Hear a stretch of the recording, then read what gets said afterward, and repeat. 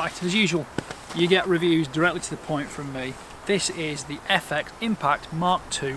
It's the bronze edition, it's a sniper version. That means from front to back, you've got 700mm shrouded barrel, all the usual FX functionality with swappable barrels, all the different things, smooth twist, all that kind of stuff, different twist rates. It's available 177, 22, 25, 30 cal, I think there's a 35 as well, which is 9mm. This one's got an additional moderator as well as the shrouded tube. It is very quiet, did a bit on the video with the difference of on or off.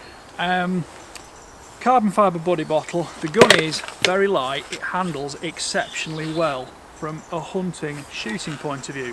Got plenty of Picatinny rail on it, putting scope on. The element optics you can see here, I'm actually rather impressed with. I've had a lot of snowy weather, some bad light conditions, bad air conditions, but it's actually impressed me a lot, and it's first focal plane, so we've got great dialing capability on, and something with as much ballistic versatility as this, that's been a great factor. What else can I tell you about it? Support wise, I've run it on a variety of front bags because the bipod mounts there, I think you can get an additional bipod rail for these, and if I was you, I definitely would, because using it on a bag is great, but I think a bipod's a bit more stable.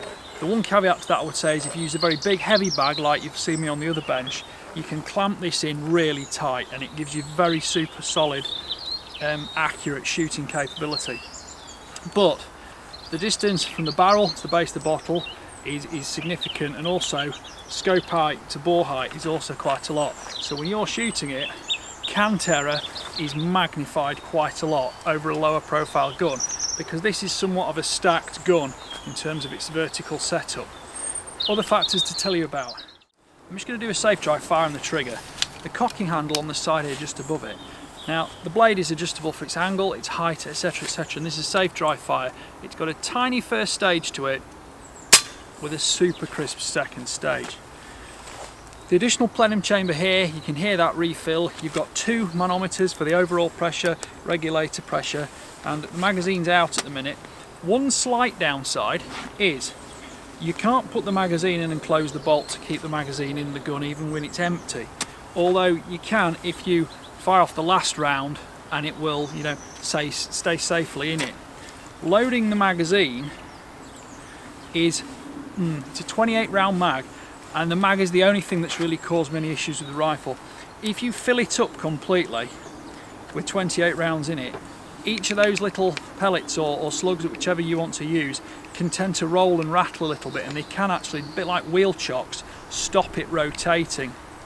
I've had this apart twice, I've serviced it twice, I've had some, you know, a lot of condensation in it, which is in the videos, which doesn't specifically matter, but I've always double checked to make sure that condensation hasn't attracted any dirt and debris to cause the stickiness, because I have had a lot of misfeeds where the magazine, you know, it's supposed to automatically rotate each time the probe withdraws from it. So filling that up with 10 or 15 rounds has been ultra reliable, and that's what I preferred to stick to, because it's not the fastest process to load the magazine, but again, it's not the slowest, and it doesn't damage the pellets. You do get super smooth feed from the probe. I'm just going to put this down now, because to be honest, it's a bit tricky messing about with the rifle if I'm using it. Now the fill valve is under here, which is easy peasy to use. That cap comes out, you get the photo connector, clips on, you know, just make sure a little blast of air will pressurise the valve and it locks on, and then you can just bleed the air into it up to 250 bar. I like to watch 250 on here, it comes to a little bit more than that on the manometer on my diving bottle, but this is what I've gone with. I've been stopping after 200 shots, which I've found gives me an ultra smooth power curve with probably less than 5 feet per second variation on the FAC power, which is with a light 16 grain pellet running at about 925 feet per second, so around about 30 foot-pounds. Safety catches there, haven't really used it very much. It's easy, fingertip light, it's quiet. The machining and all the metal work of the rifle is beautifully made. Anybody who's got used to some of the rubbish that comes from the Far East in terms of bad machining quality and bad metal itself in terms of poor aluminium alloys, nothing to do here. This is superbly made, superbly machined, beautiful. it is in itself almost a little bit of a jewel, and I know some of the FX guys don't like to see them bumped and bashed around and, you know, get a bit of hard treatment in the field. The carbon fibre bottle is super stiff, super sturdy, and you can get replacements for more shots. What else is there to tell you? It's a very right-handed gun. The cheek piece is quite slim, it's comfortable, and it points very well, very intuitive, and the balance point is probably just at the front of the trigger guard, rear of the buddy bottle.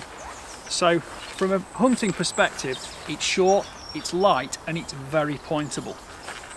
That plenum there does give extremely good consistency shot to shot, and although the weather's not been brilliant for me, I'm very happy shooting squirrel-sized game at 50 metres with this. I'll come back to pellets in a moment. Just to finish up on the gun, magazine release catch there works fine. Obviously sometimes you just need to make sure that that handle, even when cocked, is just fully back, just so it'll slot in, but it will in. Safe dry fire again. Last thing not least, the adjustable the adjustable recoil pad goes up to there and down to there. The gun is not the largest rifle I've ever shot, but it is, as I say, well balanced. I'll give you the dimensions on these on the last part of the video. Again, at the back, everything is aluminium. All polymers that are in use, you know, are quite firm, rubberized polymers, and the rifle it does handle really well. I will give it that. Now, what don't I like about it? Well, I've covered the magazine issue. It is a bit of a fickle hassle.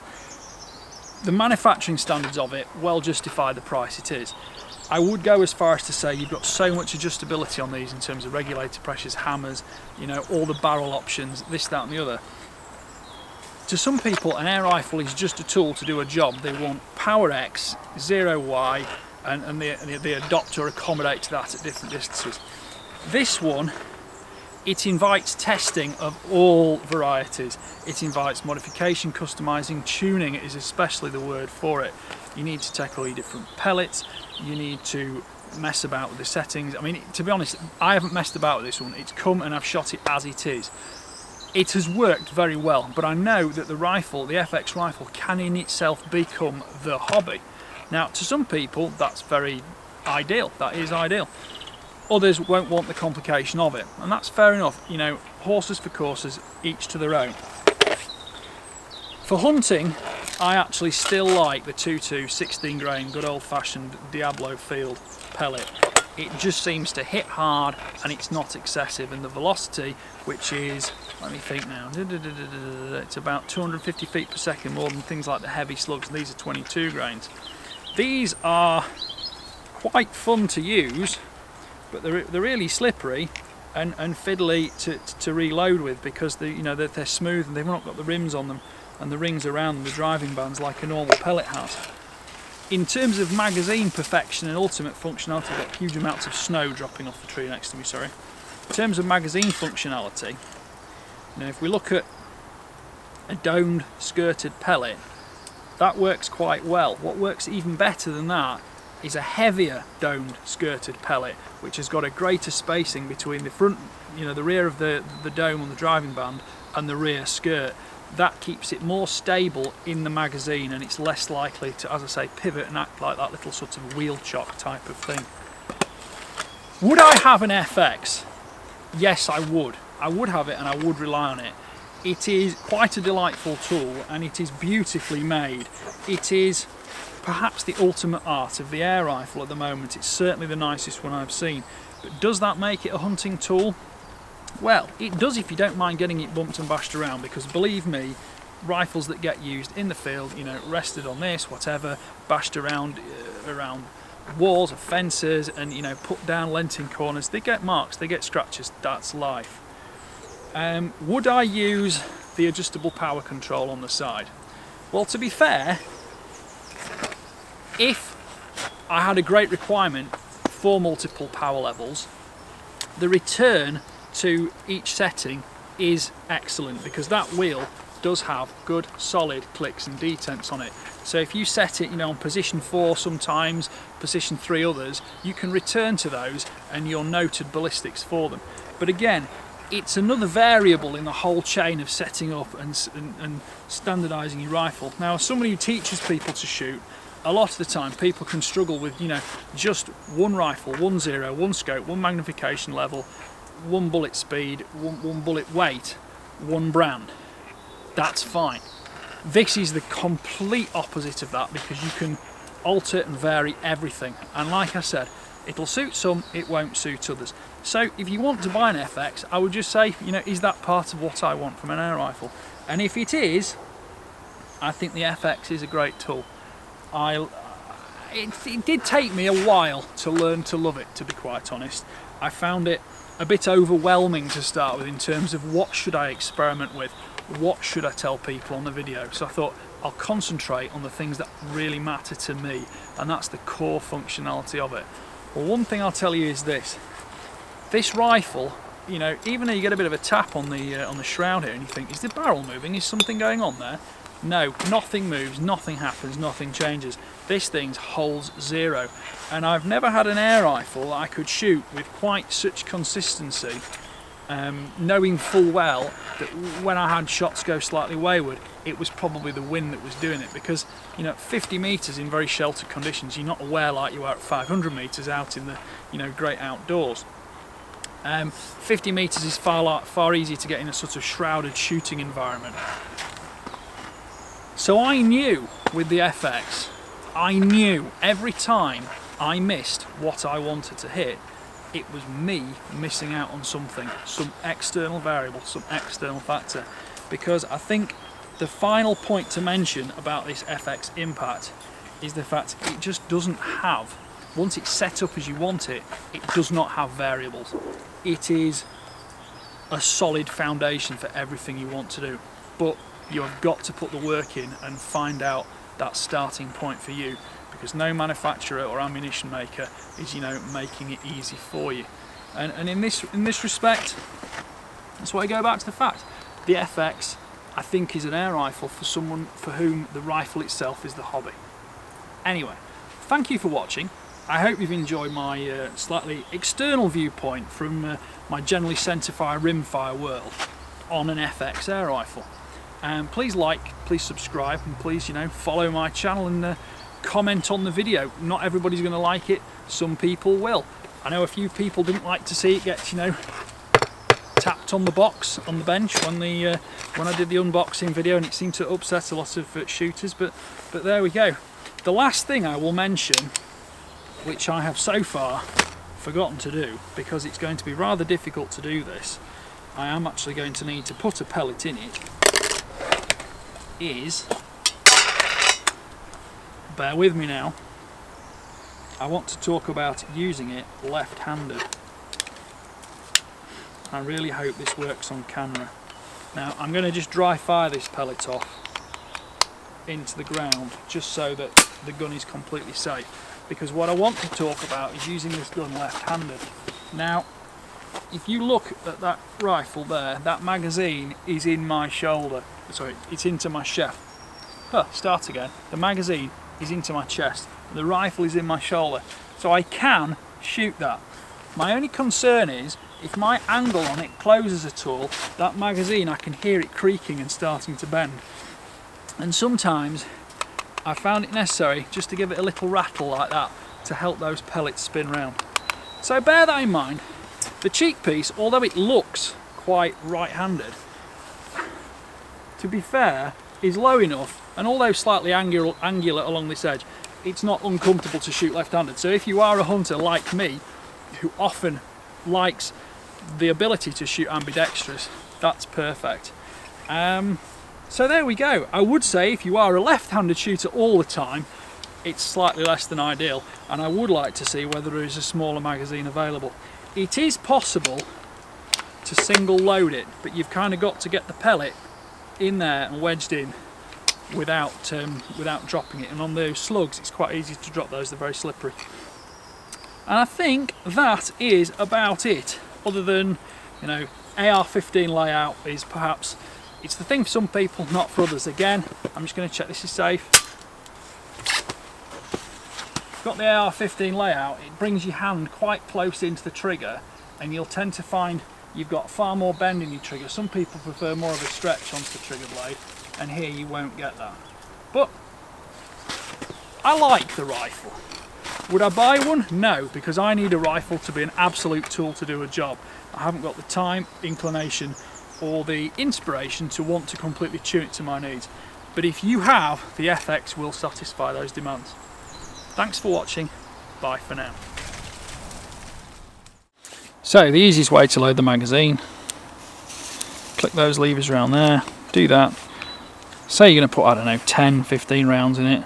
Just drop one in there, and that then jams the mag, and it just makes it easier to fill these other slots, because you do want to be careful. If you drop one in, I'll just do this still, if you drop one in the wrong way up, you've kind of got to block the others and then just tip it out. But that can, of course, then tip the one out that's blocking and jamming your magazine. So we start again there now. But you get the idea. There are various ways of doing it. You can stagger your rounds, put different ones in different orders. 28 rounds, personally, it's a bit onerous to load and it's a bit onerous to use, and to be honest, once I've got past 10 shots I'm not really concentrating. The only time I would say I'm going to put all 28 in is if I am hunting and I don't want to mess with the rifle at all. But on the other hand, I've found it more reliable with fewer pellets in it, so I probably wouldn't go beyond 15 in general usage. I've stripped this down twice, cleaned it twice, and it's possible to do. There are no particularly dangerous springs that want to fly out everywhere, but it's well worth cleaning it, and if you do get it dirty, it will jam badly. This next little project is with this steel plate at 50 metres. The rifle is zeroed at 25 metres, and we're going to have 10 shots with each. First of all the 16 grain pellet, and secondly the 22 grain slug. We're going to compare the drops of each, aimed at 12 o'clock on the top edge of this plate.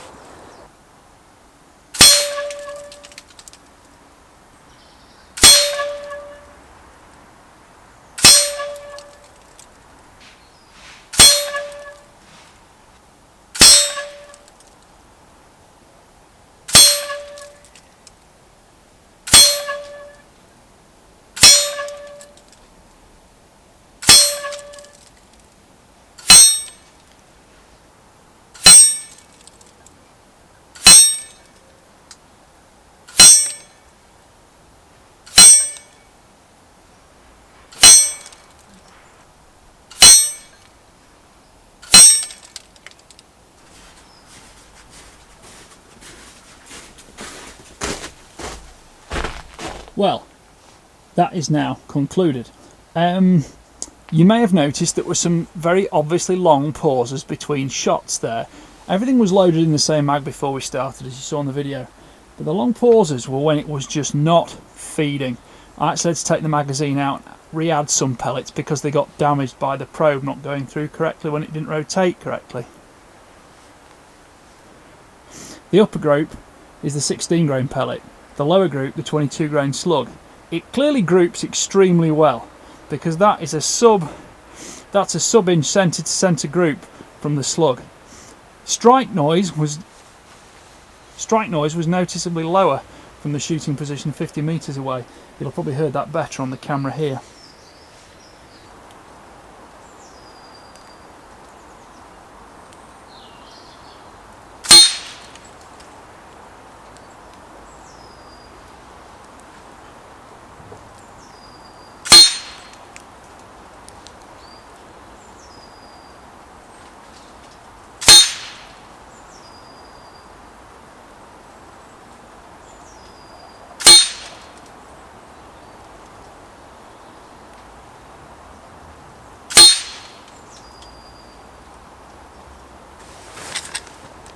Length of pull is 14 inches or 355 millimeters.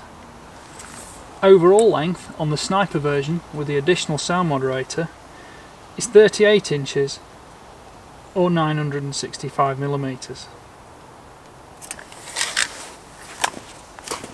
It's worth remembering that slick as the bolt operation is, it is easy to double load the rifle, and if you do, you'll have to tap the pellets out from the muzzle end. Although being a smoothbore barrel, that's actually easier than you'd think. Still, watch out for it. Under ideal circumstances, you can actually feel the probe push the pellet into the barrel, but this isn't always completely reliable because other factors can distract you. These red spots are all 50mm in diameter, so that top row there with various pellet sizes is the group at 25 metres, and believe it or not, that one is 10 shots. But we used a selection of pellets, and some of them, which I had large quantities of and plenty of air, got moved out to 50 metres, and now we've got the FX slug at 50 metres, and then the FX slug went all the way to 75 metres. That's a 10 round group.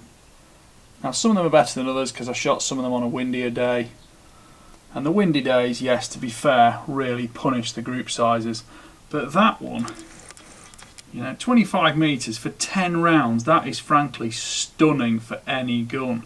I know 25 metres isn't super far, certainly not for a high power air rifle, but I'm quite impressed by the consistency displayed there, just fitting 10 pellets through that one hole.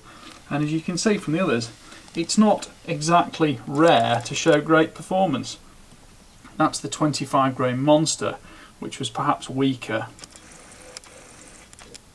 but still not terrible for a hunting cartridge or for a hunting projectile.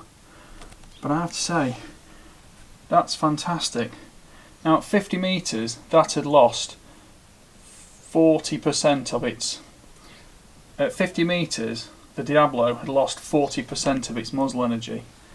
The same distance with the slug, that was only 20% down on energy. And although it had a significantly larger drop factor, and I wouldn't use it necessarily for hunting unless I knew the ranges very well and was fully dialed in for them, I still prefer the 16 grainer for across the course, hunting, walking around, shooting. But that one, that's quite stunning. I didn't get to chronograph at 75 metres because I didn't want to hit the chronograph, and with the wind blowing around and a bit of vertical shifting about, I certainly didn't want to strike it with a pellet. I do like these finger grooves on the back of the butt hook. It gives you an extra supporting security when you've got a fist standing underneath the gun, and you can actually grip it with your fingertips as well. One thing I'm not so keen on is if you take this thing out in the hunting and the real world, this is all greased in here for this sliding carriage, for the cocking mechanism, and the shaft that goes all the way through to actually operate the pellet probe and triggering mechanism on the regulator. Now that is going to fill up with dust, dirt, debris, whatever, and it's going to be an absolute nightmare to clean and a hassle, and I suspect that will probably also lead to an early end to your day if you drop the rifle or get anything particularly dusty in it. Whether you're in a barn full of wheat or anything like that, they can be very dusty environments, so watch out for that. And I would probably say that although it's been greased here, that would mean that FX think it should be greased there. So don't shortcut on what is recommended maintenance, and it's something that will, I think, stand in this rifle's way.